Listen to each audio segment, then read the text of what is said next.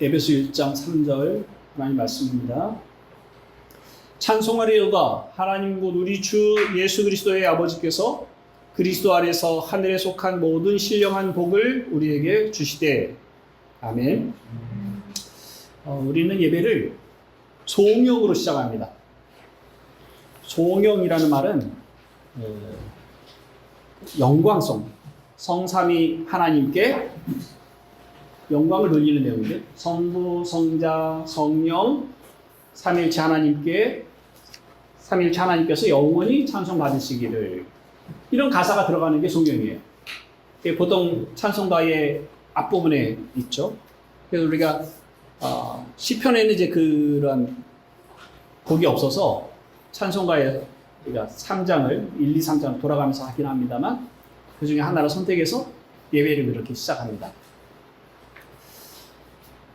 그 찬송에, 이 송영에 우리가 누구를 예배하는지가 명확하게 담겨져 있어요. 우리는 성부, 성자, 성령, 삼위일체 하나님을 예배하는 겁니다. 1, 2절에서 인사말을 끝낸 바울이 바로 하나님을 찬송하는 말로 시작을 하는데, 3절에서 시작한 그 찬송의 말이 그 이후로 계속 하나님이 어떤 분이신지, 하나님의 성품이 어떠한지, 하나님이 하신 일이 무엇인지가 나열됩니다. 그러니까 그 모든 것들이 이 3절 하나에 압축이 되어 있습니다. 오늘 3절을 통해서 하나님이 어떤 분이신지, 특히 하나님의 삼위일체에 대해서 좀 더 생각해 보려고 합니다. 조금 전에 소율이 6번 하나님의 삼위일체에 대해서 노래했는데, 지난주에 순서에 이어서 오늘 순서에 맞는 이 노래를 한 거예요. 여기서 있는 것처럼 삼위일체 하나님에 대해서 얘기를 하고 있는데, 삼위일체에 대한 얘기를 들으면 그 말에 이미 하고 도저히 나 이해할 수 없는 일이야 하고 이렇게 접어드는 분도 있고, 잘 준비를 하고 계시는 분은 안 계실 거라고 생각이 드는데, 우리가 명확하게 이해하기가 쉽지 않은 일입니다. 그렇지만 성경이 말하고 있는 대로, 성경에 게시되어 있는 대로 이해하려고 애쓸 필요가 있습니다. 하나님의 은혜를 구할 필요가 있습니다. 자, 하나님, 그러면 어떤 생각이냐? 하나님이라고 했을 때 어떤 생각이 듭니까? 하나님 그랬을 때 삼위일체 하나님이라고 동시에 생각이 나야 됩니다. 하나님은 성부, 성자, 성령 하나님입니다. 그것을 단순히 하나님 이렇게 말을 합니다. 근데 신약에 와서는 하나님과 예수 그리스도와 성령이 많은 곳에서 구분이 되어 있어요. 특히 지금 우리가 읽은 이 3절도 그런데요. 2절부터 3절을 이어서 읽어보세요. 에베소 1장. 하나님 우리 아버지와, 하나님이 우리의 아버지래요. 하나님 우리 아버지와 주 예수 그리스도로부터, 그러니까 하나님과 주 예수 그리스도가 구분되어 있죠. 그래서 3절에 보면요, 찬송하리로다. 하나님 곧 우리 주 예수 그리스도의 아버지께서, 2절에서는 하나님 우리 아버지라고 표현했는데 3절에서는 그 하나님이 예수 그리스도의 아버지라고 표현을 하고 있습니다. 근데 이런 식으로 표현이 바울이 여러 서신서들의 그 앞부분을 보면 비슷하게 이렇게 표현이 되어 있어요. 고린도전서 1장 3절에도 하나님 우리 아버지와 주 예수 그리스도로부터 은혜와 평강이 있기를 원하노라, 그렇게 얘기하고, 그 다음에 그리스도 예수 안에서 너희에게 주신 하나님의 은혜로 말미암아 내가 너희를 위하여 항상 하나님께 감사한다. 은혜와 평강은 하나님과 그리스도로부터 오는데, 바울은 하나님께 감사한다고 얘기를 하고 있어요. 감사의 대상으로 하나님을 얘기하는 거예요. 예수 그리스도와 하나님을 말하지 않고 하나님을 말해요. 구분해서 얘기하고 있는 거예요. 고린도후서 1장 후서에, 고린도 후서 1장 2절 3절에도 비슷해요. 하나님 우리 아버지와 주 예수 그리스도로부터 은혜와 평강이 있기를 원하노라. 이거는 같죠. 그 다음에 찬송하리로다. 그는 하나님 나라예요. 하나님 우리 아버지. 그는 우리 주 예수 그리스도의 하나님이시요, 자비의 아버지시요, 모든 위로의 하나님이시며. 그러니까 그리스도의 아버지, 우리의 아버지신 하나님과 예수 그리스도가 분명하게 구분이 되고 있는 거예요. 근데 이런 방식이 사도 바울만 이렇게 구분을 한 것이 아니라 예수님 자신이 주기도문을 가르치실 때 하나님과 당신을 구분해서 얘기하죠. 주기도문 어떻게 시작합니까? 하늘에 계신 우리 아버지. 예수님께서 부활하신 후에 막달라 마리아를 처음 만납니다. 그때 막달라 마리아에게 뭐라냐면 내 아버지, 너희 아버지께 내가 간다. 이렇게 말씀하세요. 그것이 지금 이 바울의 첫 인사말에 고스란히 드러나 있습니다. 하늘에 계신 우리 아버지, 성부를 말하죠. 예수 그리스도가 아버지라고 말하니까 성부, 성자께서 성부에게 성부를 예배의 대상으로 우리가 그분을 예배하고 감사할 대상으로 말씀을 하고 있는 겁니다. 성경에 이런 구분이 있는데 사실 우리는 이것이 이해할 수 없다고 생각하니까 구체적으로 구분하지 않고 읽어가는 경우들이 많습니다. 우리의 예배는 성부 하나님께 드리는 예배예요. 성자이신 예수 그리스도가 사람이 되셔서 우리 가운데 오셨고 우리는 그 성자이신 그리스도를 통해서 아버지 하나님께 나아가는 겁니다. 우리의 기도도 하나님 아버지 하나님이라고 부를 때 성부 하나님께 기도를 하는 겁니다. 물론 그리스도도 기도를 받으시고 성령도 기도를 받으시고 그리스도도 예배를 받으시며 성령도 예배를 받으시기에 합당하신 하나님이신 것이 분명하지만 그럼에도 불구하고 그분들이 자신을 예배하도록 하고 있지는 않고 성부께 예배하도록 합니다. 근데 성부께 예배할 때에 우리가 그리스도와 성령도 동일하게 예배를 받으시는 것은 우리가 성부와 성자와 성령, 그리스도와 성령 없이 성부께 나아가지 않습니다. 나아갈 수가 없어요. 우리가 성부 하나님을 생각하고 그분에게 나아갈 때는 늘 그리스도와 성령을 힘입어 그분들과 함께 나아갈 수밖에 없어요. 그래서 우리가 성부께 예배한다고 할 때도 늘 성부와 함께 성자와 성령을 생각하게 되는 겁니다. 구분이 되지만 그러나 이분들이 분리되지 않는다는 것이 성경에서 가르치는 바인데요. 특히 이제 요한복음 1장에서 그것을 잘 보여주고 있죠. 요한복음 1장 찾아보겠습니다. 1장 1절에서 3절인데요. 자, 말씀 읽겠습니다. 따라오십시오. 태초에 말씀이 계시니라. 이 말씀이 하나님과 함께 계셨으니 이 말씀은 곧 하나님이시니라. 그가 태초에, 그가는 말씀이에요. 말씀의 태초에 하나님과 함께 계셨고 만물이 그로 말미암아 말씀이신 하나님으로 말미암아 지은 바 되었으니 지은 것이 하나도 그가 없이는 된 것이 없느니라. 태초에, 이거는 창세기 1장 1절보다 그 이전이에요. 태초에 하나님이 천지를 창조하시니라. 창조하시는 시점 이전에, 시간이 창조되기 이전에 그 어떤 시점이라고 얘기할 수가 없는 그 영원한 어느 그때에 하나님이, 말씀이신 하나님이 하나님과 함께 있었던 거죠. 그리고 만물은 그 말씀이신 하나님으로 말미암아 지은 바 되었다. 그렇게 말하고 있는 겁니다. 이걸 골로새서 1장에서도 동일하게 얘기하고 있는데 골로새 1장 16절에 보면 만물이 말씀이신 하나님 곧 그리스도에게서 창조되었고 그리스도로 말미암고 그를 위하여 창조되었고 그 안에 함께 섰느니라. 이렇게 말하고 있습니다. 그리스도가 서지 않으시면 만물이 서지 못해요. 히브리서 1장 1절 2절 말씀에 보면 그 말씀으로, 하나님이 그 말씀으로 만물을 보존하고 계신다는 말씀이 나옵니다. 그래서 우리가 하나님이 세상을 창조하셨어 라고 할 때 구체적으로 얘기하면 그리스도에 의해서, 성자에 의해서 세상이 창조됐구나 라고 생각을 해야 됩니다. 물론 그럼 성부와 성령은 아무것도 하지 않고 오직 성자께서만 하셨는가? 그렇게 얘기하진 않습니다. 역할을 분리를 해서 이렇게 구분을 해서 성경이 말을 하고 있는 겁니다. 우리가 소율이 4번, 5번, 6번이 다 하나님에 대한 이야기인데요. 특히 4번에 그렇게 시작을 해요.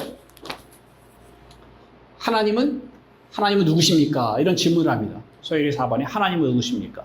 거기에 대한 답으로 하나님은 영이십니다. 그분의 존재와 지혜와 권능과 거룩함과 의로움과 선하심과 인자하심과 진실하심은 무한하며 무궁하며 불변합니다. 이렇게 말해요. 하나님 누구십니까? 자, 여러분은 누구죠? 지난번에 누굽니까? 그랬더니 아이들이 나는 5학년입니다. 나는 이름이 뭡니다. 뭐 이런 얘기 했었어요. 여러분들 사람은 사람으로서의 특질이 있어요. 누가 얘기한 것처럼 눈 2개, 코 2개, 코는 2개가 아니지. 눈 2개, 코 하나, 입, 귀 2개, 팔다리가 있고 걸어 다니고 상상하고 생각하고 이런 것이 인간의 특징이라고 얘기할 수 있어요. 그럼 하나님은 어떤 분이십니까? 근데 하나님은 모양으로 말할 수가 없죠. 하나님은 흙으로 지어진 분이 아니에요. 어떤 물질로 지어진 분이 아니죠. 그래서 하나님을 말할 때 처음에 하나님은 영이십니다 라고 말하는, 하나님이 영이십니다라고 말할 때는 천사들과 같은 존재라고 얘기하는 것이 아니에요. 천사들은 영적인 존재, 천사들은 영이지 이렇게 얘기하는 것과는 차원이 다릅니다. 천사들은 하나님의 피조된 존재예요. 우리 눈에 보이지 않으나 그러나 분명히 어떤 공간을 차지하고 있는, 차원에 있어서 다르겠지만 어떤 공간과 시간 안에 갇혀있는 존재가 천사예요. 피조물이 가지고 있는 특징이죠. 그러나 하나님은 그 모든 것에서 자유로우신 분입니다. 시간에 대해서 자유로우시고 공간에 대해서 자유로우세요. 그래서 그것을 성경이 표현한 대로 하면 하나님이 영이시다 하는 거에 담겨져 있는 겁니다. 그분의 존재와 지혜와 권능과 거룩함과 의로우심과 선하심과 인자하심과 진실하심이 무한하고 무궁하고 불변하신 그것이 하나님의 하나님 되심이에요. 그것이 하나님을 이루고 있는 거예요. 그걸 하나님의 속성이다 또는 하나님의 본질이다 이렇게 얘기합니다. 그런데 이분이 이걸 동일하게 성부에게도 동일하게 얘기하세요. 성부는 영이시며 그분의 존재와 지혜와 권능과 거룩하심과 의로심과 선하심과 인자하심과 진실하심이 무한하고 무궁하고 불변하십니다. 성자는 영이십니다. 그분의 존재와 지혜와 권능과 거룩함과 의로심과 선하심과 인자하심과 진실하심은 무한하시고 무궁하시며 불변하십니다. 반복합니다만 한 번 더 합니다. 성령은 영이십니다. 그분의 존재와 지혜와 권능과 거룩하심과 의로심과 선하심과 인자하심과 진실하심은 무한하시며 무궁하시며 불변하십니다. 이런 본질에 있어서 성부와 성자와 성령이 같은 본질을, 동일 본질을 가지고 계시다는 면에서 일체다 이렇게 말하는 겁니다. 근데 우리 일체를 물질적 관념밖에는 우리가 생각할 수 없기 때문에 하나 이렇게 어떤 몸 안에 어떤 형상으로 가둬놓는 습관을 가지고 있으니까 도저히 셋인데 하나라는 사고가 이해가 될 수가 없는 겁니다. 그래서 하나님이 어떤 분이신지를 설명하는 이 본질 하나님의 속성을 말해놓고 그리고 하나님은 세 위격으로 존재하신다라고 설명을 하고 있는 거예요. 신학자들이 이 셋인데 어떻게 동시에 하나일 수 있을까를 끊임없이 신학자들도 연구하고 그것을 언어로 표현을 해내는데 그걸 이제 라틴어로 페리코레시스라는 단어를 썼어요. 페리코레시스. 이거 우리말로 얘기하면 상호 내주. 상호 내주. 상호 침투. 이런 의미입니다. 서로가 서로 안에 들어가 계시는 의미. 성부 안에 성자와 성령이 계시는 거예요. 성자 안에 성부와 성령이 계시는, 성령 안에 성부와 성자가 계신다. 그래서 한 분을 말할 때 두 분이 동시에 생각나야 되고 또 그렇게 인식을 해야 된다. 이렇게 말을 합니다. 머리에 쥐가 나기 시작을 하죠. 언어로 표현할 수 있는 최선의 방법을 선택을 합니다만 사실 우리의 인식이 말은 따라갈 수 있다 할지라도 그렇게 인식하기가 쉽지가 않습니다. 그래 성경이 말하고 있는 방식대로 셋으로 구분을 해서 얘기할 때는 셋으로 구분해서 얘기하고 그분들이 하나라고 표현할 때는 우리도 동일하게 하나라고 표현하는 방식으로 우리가 따라갈 수밖에 없는 것입니다. 성부는 하나님이십니다. 성자도 하나님이시고 성령도 하나님이십니다. 그러나 성부가 성자는 아니시고 성자가 성령도 아니십니다. 성부와 성령도 같은 분이 아니에요. 동일한 본질을 가지고 있으나 같은 이퀄은 아니라는 거죠. 이런 정도의 구분은 우리가 가지고 있으면 좋겠습니다. 충분하게 이해가 잘 안 됩니다. 그런데도 왜 고집스럽게 1세기부터 삼위일체 하나님에 대한 설명을 성경이 계시한 대로 가르치고 그렇게 애를 썼어요. 요한 1서는 예수 그리스도가 하나님이심을 부인하는 사람들을 염두에 두고 쓴 책입니다. 예수 그리스도의 부활이 그냥 영혼의 부활이라고 보는 거예요. 그의 육체의 부활이 아니라 예수 그리스도는 죽었고 그의 영혼만 부활해서 승천해서 하나님 편에 갔어 라고 주장하는 사람들에게 그리스도의 육체를 부인하는 그것은 옳지 않다고 가르치는 서신이 요한 1서입니다. 그래서 이미 성경이 쓰여질 당시에 예수 그리스도가 하나님의 아들로서 창조되지 아니하신 하나님과 동일한 본질을 가지고 계시다는 분이라는 것을 이해할 수가 없어서 다른 이단들, 다른 주장들을 만들어내기 시작을 했습니다. 근데 그것에 저항을 하면서 성경의 조목조목 말씀들을 끌어다가 그거를 근거 삼아 삼위일체 교리를 만들어서 지금 2000년의 시간을 가지고 왔어요. 근데 이것을 잘 이해하고 설명하는 건 학자들 뿐이고 우리 평신도들은 도대체 무슨 말인지 들어도 끝없이 헤맨단 말입니다. 그럼에도 불구하고 이 삼위일체를 이렇게 고집스럽게 주장을 하고 끌고 가는 이유가 뭘까? 좀 이해할 수 있는 방식으로 편하게 좀 포기하고 단순하게 만들고 이렇게 우리가 이해할 수 있는 방식으로 잘 조미를 해서 내주면 어떨까? 그런 생각을 사실 할 수도 있습니다. 근데 삼위일체가 깨지면 우리에 대한 구속이 깨져버립니다. 그 이유를 이제 좀 더 설명을 드려보시면 아실 텐데요. 하나님이 삼위일체 하나님이라면 예배는 삼위일체적이어야 돼요. 삼위일체론적인 예배여야 돼요. 예배에는 성부와 성자와 성령이 함께 예배를 받으시고 또 성자와 성령을 통해서 하나님 앞에 예배하러 나아가는 내용이어야 그것이 바로 참다운 예배입니다. 그냥 우리가 모여서 찬송하고 하나님 말씀을 들으면 그 예배가 되는 것이 아닌가 하는 생각을 우리가 할 수 있어요. 근데 삼위일체를 반대하는 사람들은 하나님은 존재해. 근데 삼위일체는 아니야. 라고 주장하는 사람들은 단일신론이라고 하는 단일신론자. 하나밖에 없어 신은. 근데 이 기독교는 뭐라고 하니? 기독교, 천주교 같은 경우는 유일신 이렇게 얘기합니다. 하나님이 계시나 삼위로 계신다는 것을 말할 때는 유일신론. 그러나 삼위로 계시는 것이 아니라 한 인격만 있어.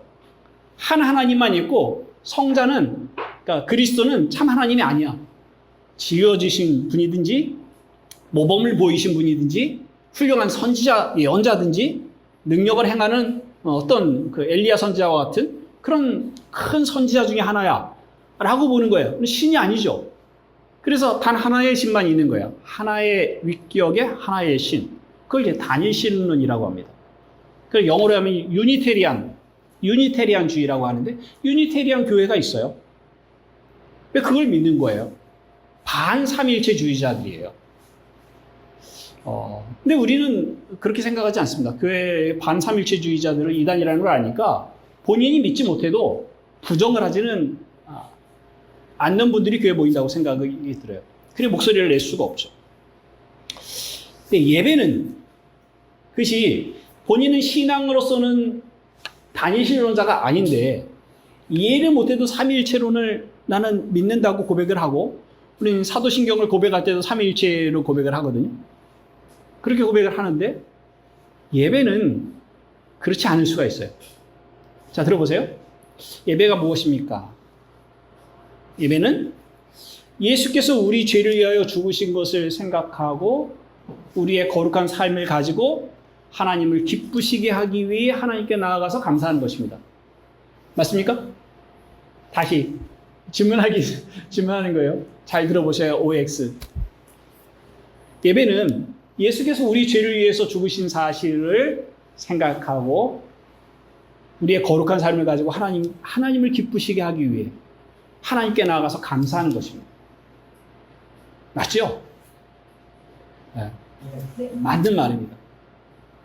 그런데 이렇게 생각을 하니까 무슨 일이 일어나냐면 우리가 거룩한 삶을 가지고 한 주를 살아갑니까? 한 주 동안 거룩하게 살았어. 그래서 하나님을 기쁘시게 할 만한 조건을 가지고 있어. 그래서 하나님 앞에 나온 거야. 그렇게 얘기할 수가 있어요. 예배를 누구의 힘으로 나가는 거예요? 예수 그리스도의 십자가를 우리가 믿고 우리의 죄를 용서하셨다는 사실을 믿고 예배에 오지만, 그러나 거룩하게 살아가야 하는, 그리고 열심을 내야 되고 신령과 진정으로 예배해야 하는 내가 거기 있는 거예요. 신령과 진정이라는 말이 굉장히 오랫동안 사실 오해를 해왔어요. 그게 뭐예요? 신령과 진정으로 마음을 다해서, 내 영혼을 다해서, 진정으로 정성을 다해서 라고 계속 오해를 해왔어요. 아직도 그렇게 생각하고 계시다면 그건 잘못된, 그 말에 대한 잘못된 해석입니다. 신령이라는 말은 영 안에서요. 그것이 이제 어떤 학자들은 우리의 영 안에서라는 말도 있지만 성령 안에서, 어떤 진리는 말씀이신, 진리이신 그리스도 안에서, 그리고 그리스도가 하나님의 아들이시고 그리스도 우리의 죄를 위해서 죽으셨을 뿐만 아니라 우리의 제사장이 되어서 우리와 함께 하나님께 나아간다는 그 모든 것 안에서, 그 진리 안에서 하나님께 나아가는 것이지, 우리의 정성이나 열심이나 헌신이나 충성됨이 신령과 진정을 말하고 있는 것은 아니에요. 근데 우리가 예배를 그렇게 생각을 하는 거죠. 요즘에는 여러분들이 그러진 않지만은 예배에 올 때 이전에는 가장 좋은 옷을 입고, 남자들은 넥타이를 메고 양복을 입고, 학생들은 교복을 입고 청바지를 입고 오면 난리가 났었어요. 왜? 신령과 진정이 아닌 거야. 그 정도의 열심도 없어, 그 정도의 성실함도 없어, 그 정도의 마음도 없어? 라는 질책을 받는 때가 있었어요. 우리의 열심과 우리의 의로움과 우리의 거룩함으로 하나님 앞에 예배하러 나간다고 계속 생각을 해왔고, 그걸 계속 요구받는 신앙생활을 해왔습니다. 뭐라고 얘기해? 유니테리안주의 예배라고요. 여기에는 성부 하나님만 있는 거예요. 물론 우리는 그리스도를 힘입어라고 할 때 그리스도가 행하신 이 일을 근거로, 그리스도의 죽으심을 근거로 나갑니다. 지금 필요하진 않아요, 그리스도가. 그리스도가 죽으셨기 때문에. 그리스도는 지금 계시지 않아도 우리는 하나님께 우리의 의로움으로 나갈 수 있어요. 물론 성령의 도우심은 조금 필요하다고 생각을 해요. 이게 삼일체론적이지 않다고 말씀을 드리는 거예요. 삼일체론적인 예배란 우리의 예배, 우리가 하나님을 예배할 때, 성부께 나갈 때 우리가 우리의 열심과 우리의 의로 나가는 것이 아니고 하나님 앞에 나아갈 수 있는 유일한 분은 그리스도뿐이라는 겁니다. 그리스도가 우리의 중보자로 오셨죠. 지금 이 말씀을, 3절 말씀을 다 보세요. 찬송하리이다 하나님, 그 우리 주 예수 그리스도의 아버지께서. 하나님을 대할 때 우리는 예수 그리스도의 아버지이신, 그래서 우리의 아버지라고 고백하는 하나님을 만나는 거예요. 그리고 그 그리스도 안에서 하늘에서 우리에게 복을 주시는 겁니다. 그리스도가 하나님과 우리 사이에 중보자가 되시는 거예요. 그리스도는 하나님의 아들, 하나님이시면서 또한 사람을 입은 사람이시죠. 그리스도 안에서 하나님과 사람이 만났어요. 그리스도의 육체 안에서, 그리스도의 위격 안에서 그 인성과 신성이 만났어요. 그것처럼 그리스도를 통해서 하나님과 우리가 만납니다. 예수 그리스도 없이 우리가 하나님 앞에 나아갈 수가 없어요. 예수 그리스도가 중보자가 되실 때 세 가지 직분을 가지고 계세요. 그래서 삼중직 이렇게 얘기하는데, 하나는 왕, 하나는 선지자, 하나는 제사장이죠.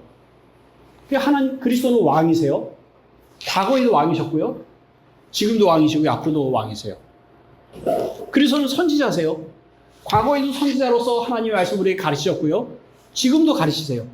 목사의 일은 목사가 열심히 연구해서 제 일을 하는 것이 아니라 그리스도가 선지자로서 하나님의 말씀을 가르치시는 일에 제가 참여하는 겁니다. 그래서 그리스도는 지금도 선지자로서 앞으로도 선지자로서 역할을 하세요. 그럼 제사장은요? 그리스도는 과거에 십자가를 지심으로 제사장으로서 대제사장으로서 우리를 위한 제사를 드리셨어요.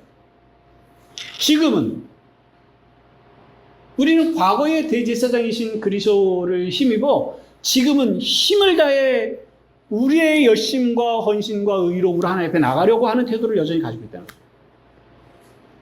왕과 선지자직이 지금 계속 유효하고 역할을 하시는 것처럼 제사장이신 그리스도 또한 지금도 우리를 하나님 앞으로 이끌어 예배하시는 분으로 계시는 겁니다. 히브리서 8장을 한번 보십시다. 히브리서 8장 1절입니다.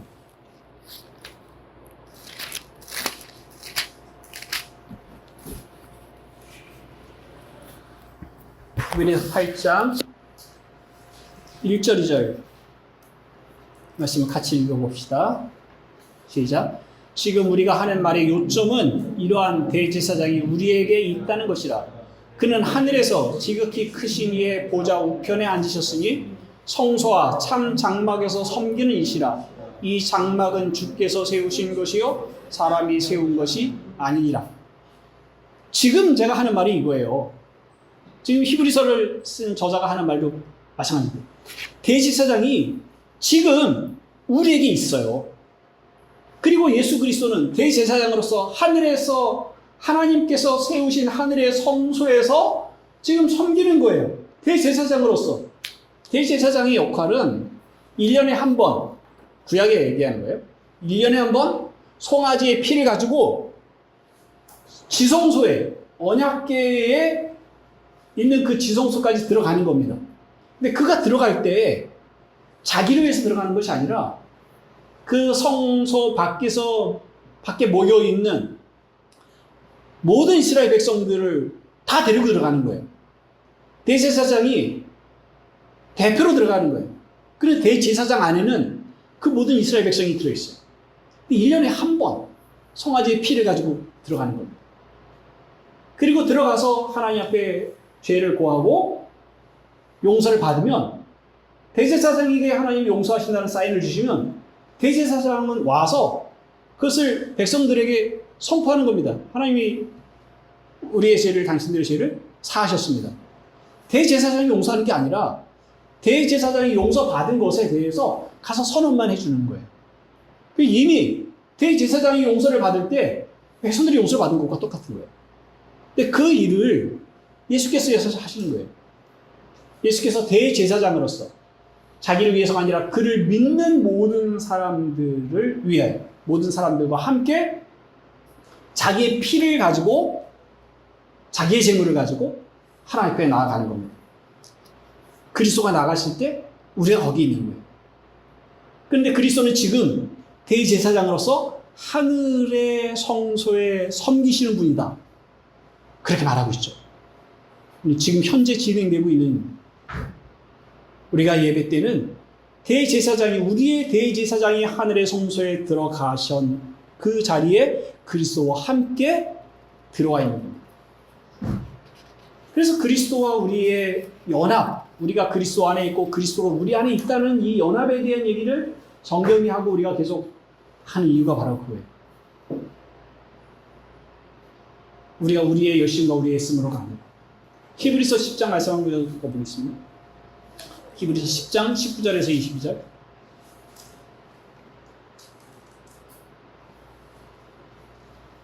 히브리서 10장 19절. 그러므로 형제들아 우리가 예수의 피를 힘입어 성소에 들어갈 담력을 얻었나니 그 길은 우리를 위하여 휘장 가운데로 열어놓으신 새로운 살 길이요 휘장은 곧 그의 육체니라. 또 하나님의 집 다스리는 큰 제사장이 계시며 우리가 마음의 뿌림을 받아 악한 양심으로부터 벗어나고 몸은 맑은 물로 씻음을 받았으니 참 마음과 온전한 믿음으로 하나님께 나아가자. 대제사장이신 그리스도가 그의 육체를 찢어 하나님 앞에 나아 계신 상태예요. 우리가 그 피의 길을 지나 그리스도의 육체를 지나 하나님께 나아간다고 말하고 있습니다. 우리가 한 주 동안 거룩하게 살지 못했습니다. 그런데 예배 시작에 하나님 우리 죄를 용서해 주세요 라고 했기 때문에 용서를 받는 거예요. 이미 우리는 자 하나님께 예배합시다 라는 순간에 이미 하나님의 보좌 앞에 와 있잖아요. 그 뒤에 우리의 죄에 대해서 살피는 거거든요. 그 죄를 살피는 건 하나님 우리를 용서해 주세요가 아니라 이미 하나님이 우리를 예배로 받으시고 하나님의 자녀로 받으신 그 사실에 대해서 우리의 죄를 용서하신 사실에 대해서 다시 한번 확인하고 감사하는 기도지, 하나님은 하나님의 마음을 달래서 하나님을 기쁘시게 해서 하나님 예배에 왔으니까 용서해 주세요, 제가 이번 주 이렇게 살았으니까 저를 용서해 주셔야 돼요 하는 것이 아니라 이미 용서해야 된 사실을 확인하고 누리는 기도가 되는 거죠. 그래서 한 주 동안 우리가 이렇게 살지 못했어요. 그래서 나는 하나님 앞에 설 수 없어요. 그 율법주의적 신앙의 태도고 유니테리안주의적 예배예요. 우리의 힘으로 나가는 게 아니라 그리스도 안에 있어서 그리스도와 함께, 그리스도가 성부 하나님과 교제하는 자리에, 그리스도가 대제사장으로서 성부 하나님을 섬기는 자리에 우리가 참여하는 방식으로 예배에 와 있는 겁니다. 아이들 설교에 있었던 것처럼 우리의 모양이 어떠하든지 간에 우리가 그리스도 안에 감추어져 있기 때문에 하나님 우리를 보시는 것이 아니라 그리스도로 옷 입혀져 있는 우리를 대하실 수밖에 없어요. 그것이 하나님 우리를 대하시는 방식이에요. 시편이 우리가 오늘 부른 시편에서 그런 내용을 다루고 있는데, 시편 103편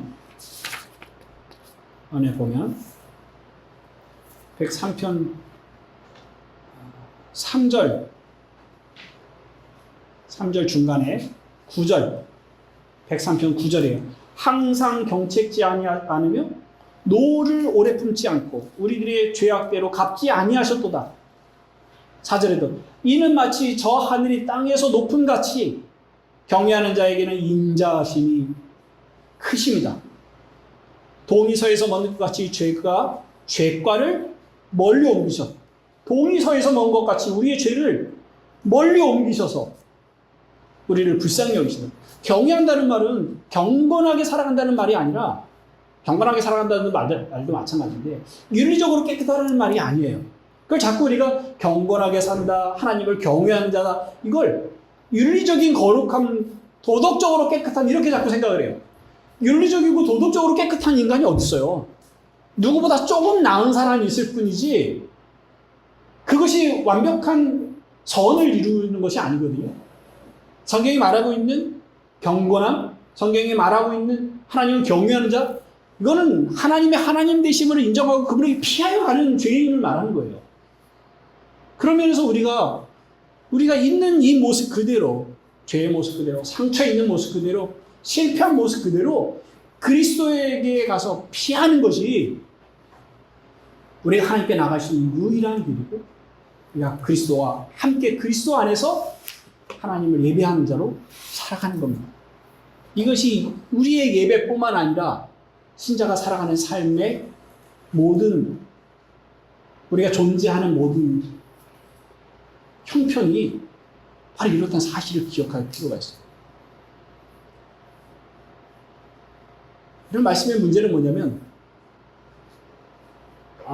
아무렇게나 살아가도 되는구나 하는 우려가 있어서 그렇지, 그런 우려가 아니라면, 이 말씀의 진리를 깨닫고 이 은혜와 이 감격함으로 살아가기 때문에 하나님 앞에 내가 어떻게 몸가짐을 해야 될지, 어떻게 삶을 더 바르게 해야 될지를 생각하는 방향으로만 이 진리를 깨달아 안다면 이것이 우리에게 주는 기쁨과 자유함이 어떠한지, 신자의 영광된 상태가 어떠한지를 말해주고 있는 겁니다. 우리 그리스도와 함께, 우리 대제사장이신 그리스도와 함께 하나님 앞에 살아가는 겁니다.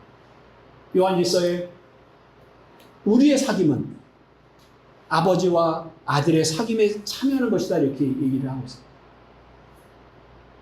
우리의 눈에 보이지 않는 일이지만 신자의 삶은 삼위일체 하나님과의 사귐의 삶입니다.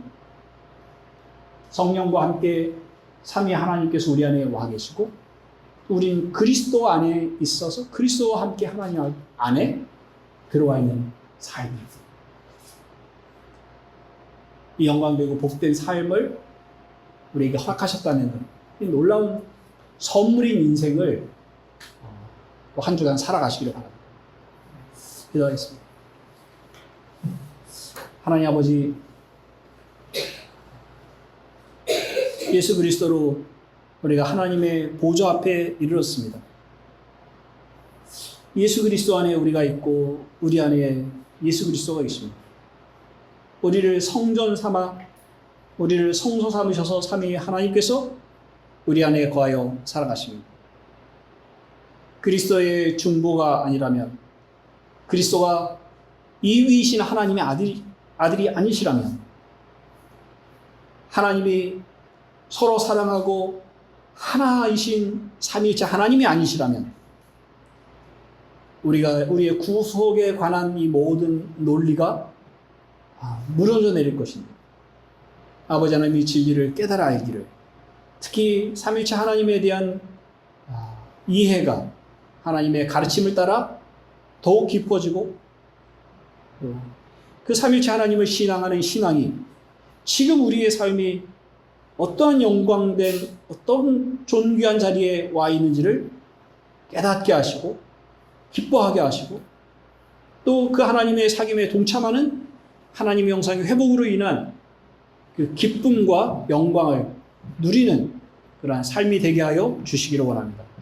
한 주 우리가 세상에 또 믿지 아니하는 사람들 속에 일상의 일들과 부딪혀 살아갑니다.